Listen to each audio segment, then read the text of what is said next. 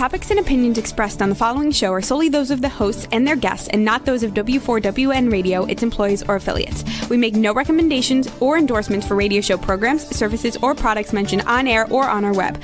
No liability, explicit or implied, shall be extended to W4WN Radio, its employees, or affiliates. Any questions or comments should be directed to those show hosts. Thank you for choosing W4WN Radio. This is Beyond Confidence with your host, Divya Parekh. Do you want to live a more fulfilling life? Do you want to live your legacy and achieve your personal, professional, and financial goals? Well, coming up on Divya Parekh's Beyond Confidence, you will hear real stories of leaders, entrepreneurs, and achievers who have stepped into discomfort, shattered their status quo, and are living the life they want. You will learn how relationships are the key to achieving your aspirations and financial goals. Moving your career or business forward does not have to happen at the expense of your personal or family life, or vice versa. Learn more at www.divyaparekh.com, and you can connect with Divya at contact@divyaparekh.com. This is Beyond Confidence, and now here's your host, Divya Parekh. Good morning. It's Tuesday, and I'm super thrilled to be here with y'all. So I want to thank you. Today is my gratitude day, and I want to thank each and every one of you for listening to this show and being part of this show. Not only that, reaching out to us and telling us what is it that you want and what kind of experts we can bring, what stories we can bring, what tools, techniques, motivation, and inspiration we can bring to you. So thank you for being part of our family. And I want to share something very beautiful that happened. So I was in a store, and one person was talking with the cashier, and she said, "Oh, what is that green pot about?" And she said, "Oh, it's a chia seed grower." And this woman had already paid for everything, and she had a couple of young kids, and they were crying. And then as she was walking out, I bought that chia seed. It is a small thing, and that was my kindness act for that week. And I had her just kind of put it in a nice wrapping paper. It was just, she had a wrapping paper lying there. And as the woman was reaching out, as she was getting for the door, I just said, I just wanted to share this with you because I saw that you had already paid up, and this is the chia seed which you can grow with your kids. And just the smile that broke on her face was so amazing. It was priceless. So, as always, I'm going to invite you and highly encourage you to do one small kind act. Any small random kind act you can do, or you can even smile at someone, and that can be counted as a kind act too. So give that time to people throughout the month with no strings attached. And also, for those of you who have not bought our books, please get our books. And I want to thank each and every one of you who have got the books. Expert to Influencer is going to help you become that influencer, just like a rising tide that lifts all boats. And not only grow your business, but create meaningful impact. And the Entrepreneur's Garden, whether you're a professional, leader, architect, financial planner, or a business owner, it will help you build those healthy relationships with results, with money, those relationships that stop you or that become the obstacles from having you live the life you deserve. So get those books, and let's hear from you. How did those books help you out? And the reason we share our books on the show is because partial profits from our books go to kiva.org. And together, we are making difference one tiny step at a time. So let's invite our guest. Welcome, Sara. Good morning. Thank you. Well, thank you for joining us. Usually, we start out at the childhood. Do you have a moment from your childhood, or do you have a person that left a mark on you? From my childhood. Well, I do remember having wonderful friends during my childhood. I would have to say, yes, there were many wonderful teachers that Hmm. really made a mark on me and made me feel really valued because I grew up at a time in this country when there were very, very few Asians. In an elementary school out of 600 children, my sister and I were it for girls, so two of us, and there was only one little boy, Asian boy. So the teachers really, really made me feel very accepted and appreciated and valued. Um, I mean, can you imagine what it's like? Every child you look at, they don't look like you. Well, that's a very poignant story, that the part that teachers play in our lives. And of course, I want to thank them, because teachers are the ones who help us shape the next generation always, and creating leaders of tomorrow. So that's what a beautiful story of sharing. And if listeners, any one of you are teachers in our today and listening, we thank you. So as you grew up, where did your interest take you?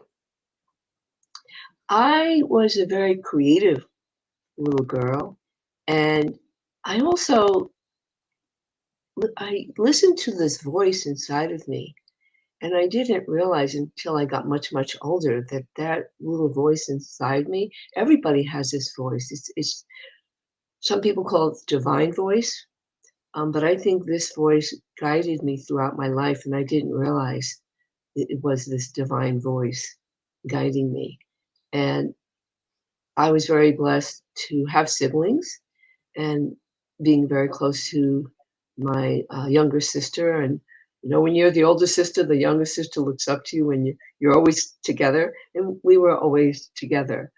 Uh, and again, because we grew up in this country at a time when there were very, very few Asian Americans, the family unit was very, very close. We did everything together as a family. That became my world, is my family, and then friends. But my family was my world, and I would say that I was straddling two worlds. At home, living in the values that my parents were raised in. They were both immigrants. They came from mainland China. And then when went out of the house, I'm living now in America. So straddling those two worlds, the Chinese values at home, and then going outside into the world, Mhm. America. So, what would you say? I'm sure there were still some common values in there. So, if you can share with us one or two values that were common and one or two values that were different but helped you grow as a person. Well, I think working hard, I think that is a value in America too, to work hard. And I would say the value of respect.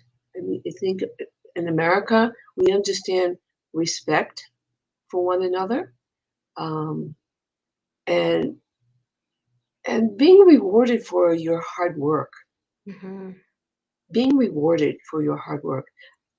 That is one of the beauties of capitalism, that you do get compensated. If you work hard, it's your own company, you're going to get rewarded.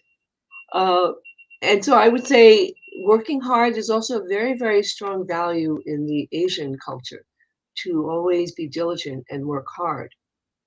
And I would say one of the strengths of the American values is individualism, because that is not a strong strength in the Asian culture. It's more kind of family unit, we. I would say in America, that is one of the values, strong values, individualism, that you can strike out on your own. You can create a business. You can do that. And you go forward with your confidence in what it is you want to create. And you have to obviously work hard to do it. Hmm.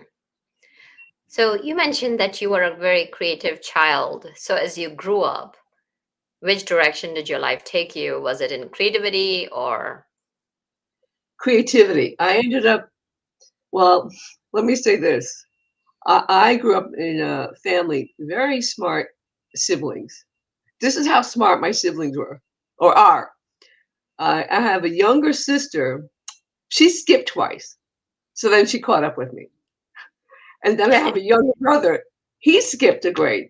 So I have my younger sister and my younger brother. They both same grade level with me. So three of us, same grade. So I learned at a very young age, don't compare yourself to anyone. Don't compare yourself. The only person you should be competing with is yourself. Yourself.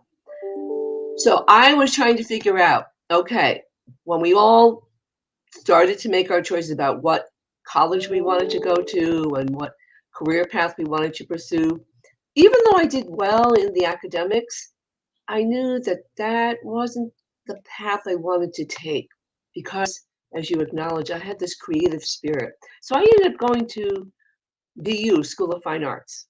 Now, what's funny about this, in high school, I didn't even have an art class. Is that not funny? And I pursued a degree in fine arts because I knew that I had this creative spirit. And that's what I ended up doing. I pursued a degree in fine arts at Boston University. And I had to put together a portfolio. I had to do all these designs, create all these wonderful designs. And that was part of my application. So can you imagine not having a class in art in high school at all? And I pursue a degree in arts. Is that kind of funny? I think it's kind of funny. Well, actually, I think so. It's very inspiring. So here you are. You knew that you were a creative and you found your way at a very early age. So you knew where you were going, what you wanted to do. So that's great. So once you graduated in creative arts, where did your life take you? Well, when I graduated, so I noticed now, are you able to hear me? Because I think your producer there is saying I'm breaking up a little bit. I'm so sorry. Is it a clear line now? Yes? It's okay?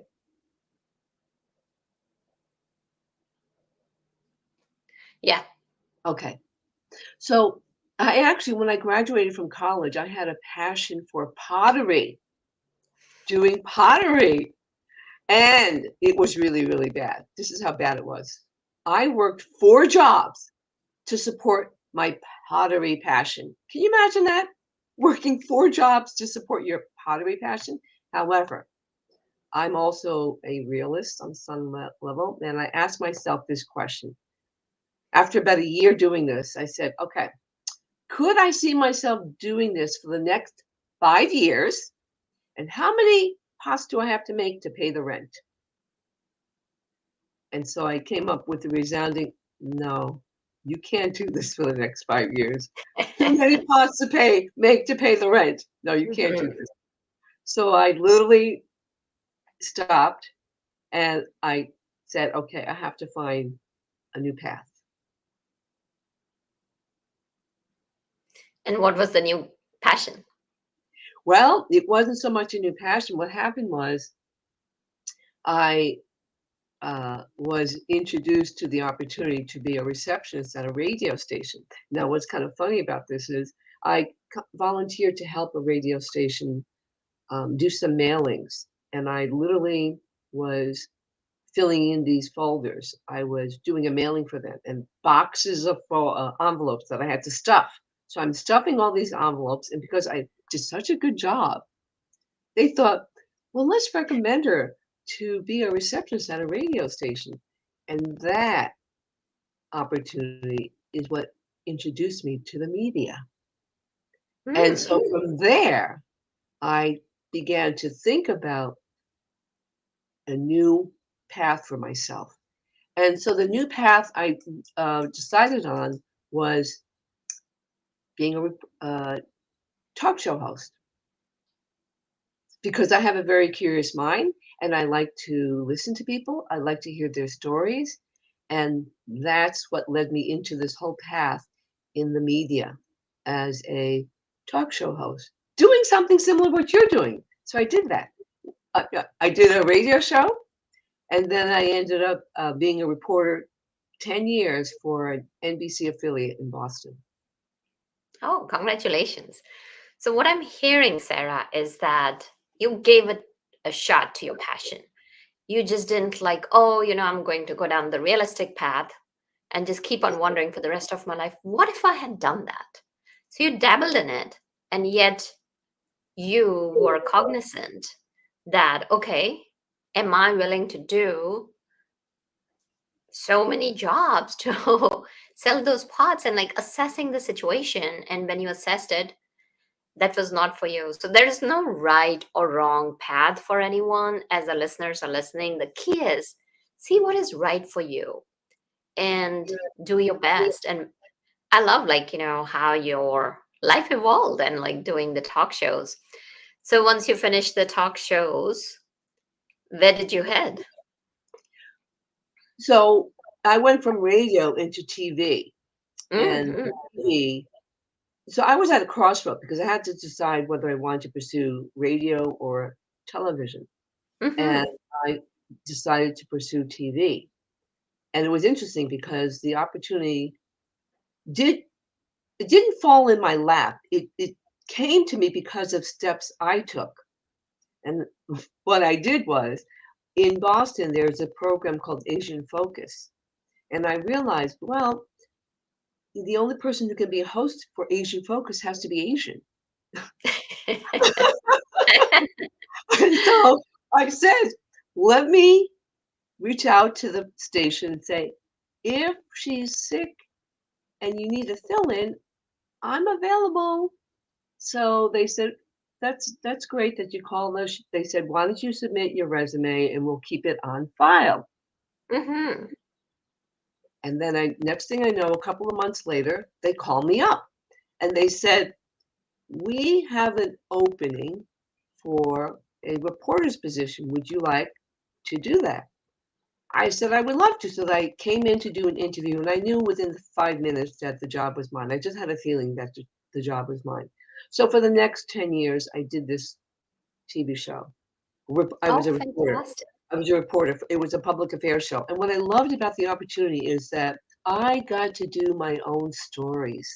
They Mm. didn't tell me I got to do my own stories. And my whole focus was to look for solutions to problems, not just say, well, here's a problem, goodbye. It was look for solutions to problems. So identify what the problem is, and here's a solution. Here's an organization that's solving this problem. I loved it. It was really, for me, a wonderful, wonderful opportunity to develop my skills as a reporter, but more importantly, to put out information to benefit the community, to uplift, empower, and enlighten the community. And I loved the opportunity.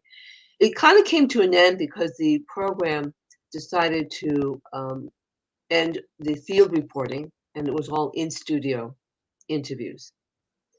So Mm. simultaneously, while I was doing that, because I was a freelance reporter, I also founded a nonprofit. And so then So I came Sarah, to, that's yes. what a journey. So tell us, like, I really like what you mentioned, identifying the problem and coming up with a solution. And that's one of the things, especially when I'm working with a lot of my clients, and they will say, oh, this person complained to me. Or let's say if it's a corporate leader, so I work with leaders and entrepreneurs, and they'll say, oh, this person came and complained. I said, okay, how about if you go and ask them, yep, you feel free to complain, fine, come with a solution so that we can solve it.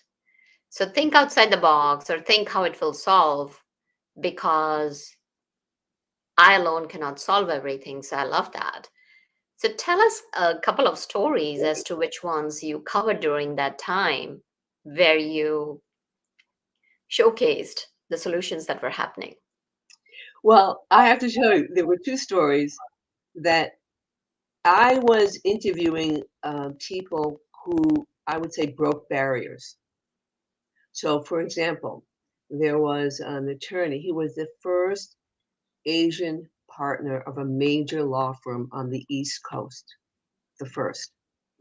And I loved the interview with him. I loved how he was so authentic and honest. And I'll never forget, he was telling a story of how his father helped him move into Harvard University, undergraduate. And then his father said to him, let's go for a walk. So Bill Lee says, okay.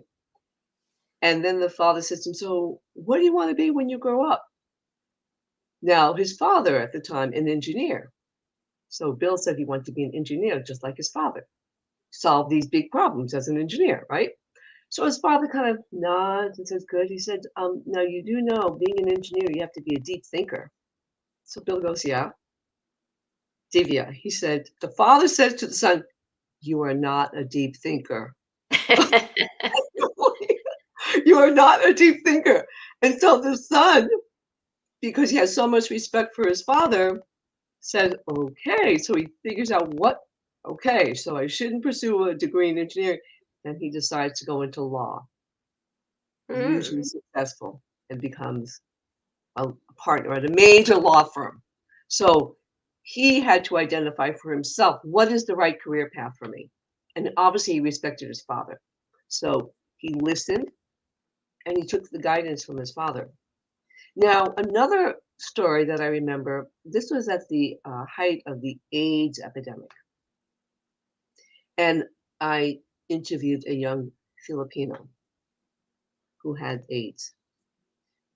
So now, for those of us who are familiar with the Asian culture, we kind of know that we kind of don't like to air our private family issues Right. or matters. We like to keep everything within the family, not talk to anyone about it, let alone get on TV and tell the whole world about your problem. So he was willing to talk about being a person with AIDS. Mm.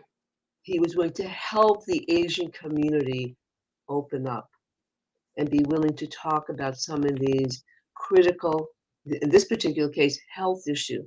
So he tells a story how he walked into a room where there were about 200 people with AIDS. It's a support group. He walks in the room and he looks around and he goes, oh, come on, I can't be the only Asian with AIDS. I mean, it was a very poignant interview, and he unfortunately passed away. I found out later on. However, he did something really wonderful for the Asian community. He was willing to be very open and honest with what he had and to help the Asian community understand in order to deal with some of these health issues, serious health issues, you have to feel comfortable to talk about it and be open with it. Obviously, with the appropriate people. But in this particular issue, it was important for the Asian community to understand this is not an issue, health issue, that's just affecting one group. There might be some people in your community facing it.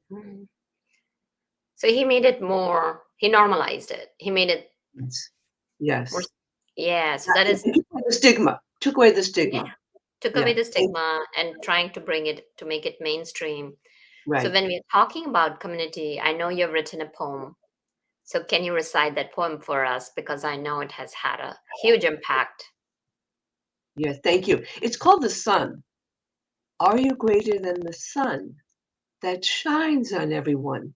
Black, brown, yellow, red, and white. The sun does not discriminate.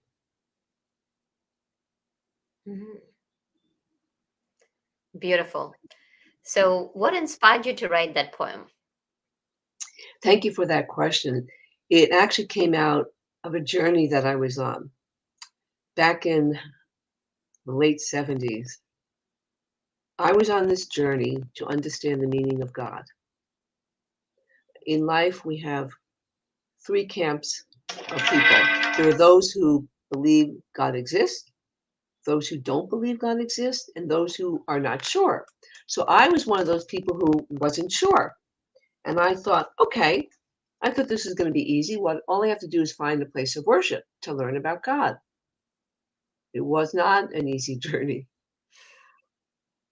Now remember, this was at a time in Boston where there were not many Asians. Like pretty much wherever I went, I was the only one. So here I go into church Sunday morning, and I'm the newcomer, and I'm hoping someone might say good morning, hello, welcome. Not one single word was said to me. It was like I was invisible. Well, I thought, there are many other places of worship, so I'll just try another one. I went to another place of worship. Same thing happened again. So I went to a couple of different places. Then I thought to myself, all right, well, I'll go across the river to Cambridge. I go to another place, and the music is absolutely divine. And I'm thinking, oh, maybe this has what I'm looking for. It didn't. And again, nobody said a single word to me. So I go across the river again. I came to another place of worship where it was mostly elderly people, about 12. And it didn't look like this place was going to be around too much longer. So I left. And then I made this decision. I said, I'm going to go back into Boston. And I'm a friendly person. I can do the outreaching. So I go back into Boston, and there was about 200 people. This was a huge place of worship. And at the end of the service, I look around and I see this couple, and I introduced myself and I said, how long have you been coming here? They said, many years. And I told them, well, this is my first time here, hoping that we would have an engaging, warm conversation. But no, it was just a polite conversation, and they walked away. Mm. So at this point, I'm feeling so dejected. I'm feeling like this is not going well. And I remember the day so well. Gray New England day. I even remember what I was wearing. Can you believe this was over 50 years ago? My hair at the time came down to my waist. I had this white beret on, dark velvet maroon coat tied at the waist. The bus came, and I stepped on the bus, and I don't remember seeing any passengers. As I sat down in my seat, the sun's rays came shining through the window. I felt the warmth of the sun, and it literally just filled me up.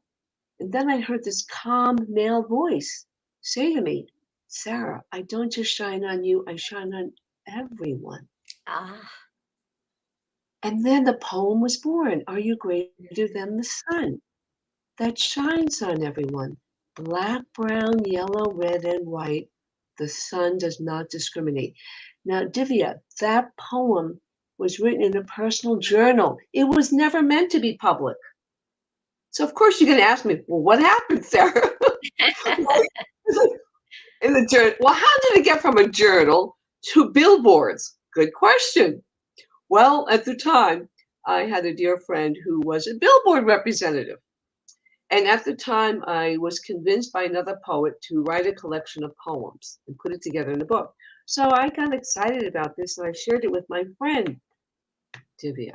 She was so moved by the poem, she said, Sarah, I can put this up on billboards. I said, what? Now, at the time, I have to tell you, Boston was going through court order desegregation of the schools. Mm. There was still some racial tension and turmoil in Boston. And so when she saw this poem, she was moved by it, and she saw the power and the value of it to help bring some unity and harmony to the city. So she put it up on billboards. I was astonished. I was amazed. And so then now I'm thinking, well, maybe we should get some media attention on this. So I go to a TV station and I say, hey, would you like to do a story on this? They said, well, no, but you know what we can do? We can reduce that poem into a public service announcement. So then I said, oh, okay, great. So then I said, well, there's more than one TV station here, so let's take it to the other two. So it got aired on all 3 TV stations. And then I thought, well, if it can be up on billboards, well, let's see if we get into the mass transit. So it took off. This campaign, the poem was everywhere. Then it took off in New York City. I went to New York City. Billboards and the network, CBS and NBC network TV aired it. Fast forward, the poem got put on 60 digital billboards across the nation, 60, including Little Rock, Arkansas, Tulsa, Oklahoma. And Wow. as you know, WGBH, NPR, All Things Considered, did a wonderful interview with me about this Sun poem. Because here in Boston, the Boston City Council, second time, they passed a resolution. They recognized this poem as a powerful tool to ignite change. Because the bottom line is there are no laws, policies, or technology that can remove the bias from the person. If I have a bias, who's responsible for removing my bias? Who? Divya. You. Exactly. But I hate to tell you that some people don't know the answer to that question. Well, it's also the thing to talk about is that so many people don't even know that they have biases. And that's where, like, we talk about unconscious biases. So let's say, and, as they say, birds of the same feather flock together. Exactly. What they have known is passed down from generation to generation. And when we come from a place to understand, doesn't matter who it is, like, from whether anybody's from this country or from other country or other race or whatever color, is like just understanding each other, that where are we coming from, and bringing that kindness into the fold, that can make a huge difference. And sometimes it may take a long time to change, but the key is, like, as you mentioned, is just to continue doing your share and keeping that love going, because we don't know until we step into somebody else's shoes. What are they experiencing? What are they feeling? What's going through their mind and hearts? So as a human being, looking at people, they're humans, and passing on kindness. So this is wonderful. As you said, it took a lot of steam. So tell us, what else is on the horizon for you, and where is it going? Well, thank you. And you're so right in saying human being. So that poem inspired the vision to build a permanent landmark. We have a design concept that was secured through a design competition with the Boston Architectural College. So we have this beautiful design, and it's been accepted to be part of a development in Dorchester called Dorchester Bay City Development. So this beautiful symbol that will showcase the poem has been accepted to be part of this development. And the poem, Congratulations.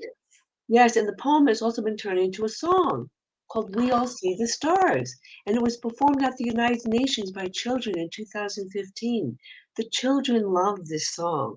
In fact, one teacher, when she was going to teach the younger children the song, half the classroom knew it because their siblings taught them the song. Their siblings taught them. And so our vision is to build this landmark and also to plant the poem and the song not just in America, but in the world. The world. In fact, one child said one day the world will hear this song and it will stop discrimination. That's how Mm. powerful she felt it was. And another young boy said when he sings it, it makes him feel like he can do anything.